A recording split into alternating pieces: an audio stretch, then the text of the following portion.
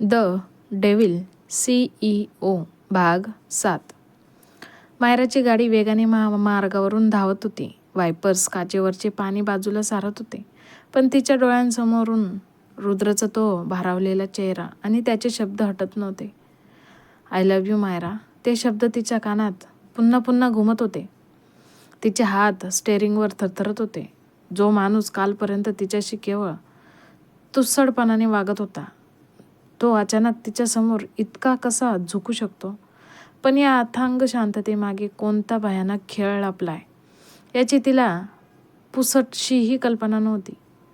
दुसऱ्या बाजूला समुद्र किनाऱ्यावर पावसाचा जोर ओसरलेला होता. अरुण अजूनही रुद्रच्या उत्तराची वाट पाहत भीतीने उभा होता. रुद्रने आपल्या खिशातून सिगरेट काढली आणि लायटरच्या निळ्या ज्योतीवर ती पेटवली. धुराचे गडद लोट हवेत सोडत त्याने अरुणकडे एक अत्यंत थंड भेदक नजर टाकली. सर, तुम्ही काही बोलला नाही? अरुणने पुन्हा एकदा भीत भीत विचारलं. रुद्रच्या ओठांवर एक कुत्सित धारदार हसू उमटलं. अरुण, काही प्रश्न अनुत्तरित राहिलेलेच बरे असतात. मी काय करतोय, का करतोय आणि कधी करणार आहे हे जाणून घेण्याचा प्रयत्न तुझ्या डोक्याला झेपणार नाही. फक्त एक लक्षात ठेव, रुद्र सूर्यवंशी कोणताही डाव विनाकारण टाकत नाही. अरुणने मान खाली घातली. Sorry sir. गाडी काढ. रुद्रचा आवाज पुन्हा पोलादी झाला. रुद्र गाडीच्या मागच्या सीटवर बसला. खिडकीबाहेरून पाऊस पुन्हा कोसळू लागला होता. त्याने डोळे मिटले आणि त्याच्या मनात ती पहिली भेट विजेसारखी लखलखून गेली. जेव्हा भर गर्दीत स्वतःच्या स्वाभिमानाच्या नशेत मायराने पैशांचे बंडल थेट त्याच्या तोंडावर फेकून मारले होते. संपूर्ण शहरासमोर तिने रुद्र सूर्यवंशीचा केलेला तो अपमान, तिच्या त्या डोळ्यांतील बेफिकीर उद्धटपणा, तो क्षण रुद्रच्या काळजावर एखाद्या जखमेसारखा कोरला गेला होता. रुद्रने हळूच डोळे उघडले. त्याच्या डोळ्यात क्रौर्याची आणि सुडाची एक गडद ठिणगी चमकली. स्वतःशीच पुटपुटताना त्याच्या ओठांवर एक थंड विषारी हसू उमटलं. तोंडावर पैसे फेकून तुझा स्वाभिमान खूप मोठा समजत होतीस ना मायरा?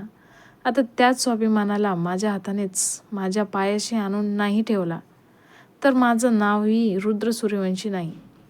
प्रेमाच्या या जाळ्यातून तुझी सुटका आता अशक्य आहे. मायरा आपल्या अपार्टमेंटमध्ये पोहोचली तेव्हा तिचे कपडे अजूनही पावसाने ओलेचिंब होते. घरात शिरताच तिने दरवाजा धाडकन बंद केला आणि पाठ टेकून ती जमिनीवरच बसली. खोलीत फक्त तिच्या धाप लागलेल्या श्वासांचा आणि बाहेर कोसळणाऱ्या पावसाचा आवाज घुमत होता. तिने डोक्याला दोन्ही हातांनी घट्ट धरून ठेवले होते. रुद्र सूर्यवंशी, ज्या माणसाच्या एका शब्दाने संपूर्ण कॉर्पोरेट जगात शांतता पसरायची, तो माणूस आज भर पावसात जमिनीवर उभा राहून तिला प्रेमाची मागणी घालत होता. पण का? तिच्या स्वाभिमानी मनाला हे पटतच नव्हतं. तिने सुरुवातीला ज्या गर्विष्ठपणे त्याच्या तोंडावर पैसे फेकून दिले होते, त्यानंतर त्याने तिचा सूड घ्यायला हवा होता, अपमान करायला हवा होता. पण हे असं अचानक बदललेलं रूप, की हा तिच्या मनाशी खेळला जाणारा काही नवीन खेळ होता.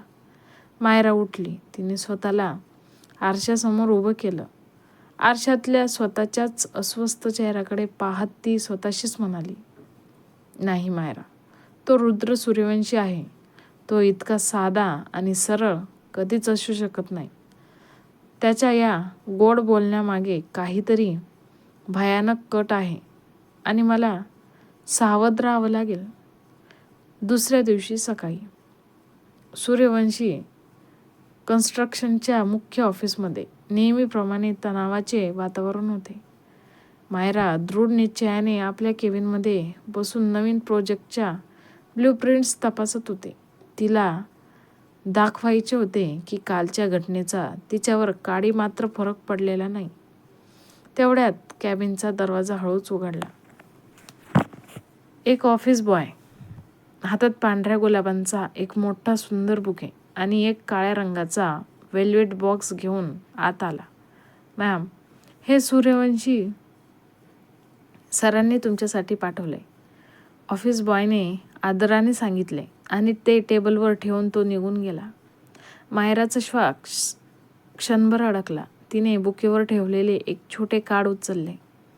त्यावर रुद्रच्या स्वतःच्या हाताने धारधार हस्ताक्षरात लिहिलेले होते, माझ्या प्रश्नाचं उत्तर टाळता येईल मायरा, पण नियतीला नाही. संध्याकाळी 7 वाजता मी तुला घ्यायला येतोय. नकार देण्याचा पर्याय तुझ्याकडे नाही आहे. मायराने रागाने ते कार्ड चुरगळले आणि बाजूच्या वेल्वेट बॉक्सकडे पाहिले. बॉक्स उघडताच तिच्या डोळ्यांसमोर लखलखाट झाला.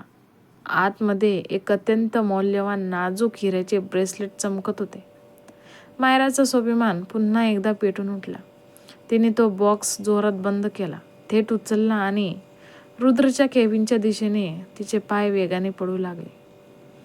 तिच्या मनातील संशय आणि राग आता एका मोठ्या संघर्षाला आमंत्रण देणार होता. तर दुसऱ्या बाजूला रुद्र आपल्या चेहऱ्यावर तेच शांत, क्रूर हसू ठेवून तिच्या प्रत्येक पावलाची आत वाट पाहत होता. तो गुलाबांचा बुके आणि हिऱ्याचे ब्रेसलेट बघून मायराचं डोकं पूर्णपणे भडकलं होतं. तिच्यासाठी हे सगळं आता केवळ विचित्र नव्हतं, तर डोकेदुखी बनलं होतं. तिचा पक्क समजलं होतं की जर तिने या सगळ्यांकडे दुर्लक्ष केलं किंवा दुर्लक्ष करण्याचा प्रयत्न केला तर हा माणूस अजूनच पुढे जाईल आणि परिस्थिती हाताबाहेर जाईल. या नाटकाचा आत्ताच्या आत्ता कायमचा शेवट करणं गरजेचं होतं. काय करणार आहे पुढे मायरा जाणून घ्यायचं असेल तर आत्ताच माझ्या चॅनलला लाईक, शेअर, सबस्क्राईब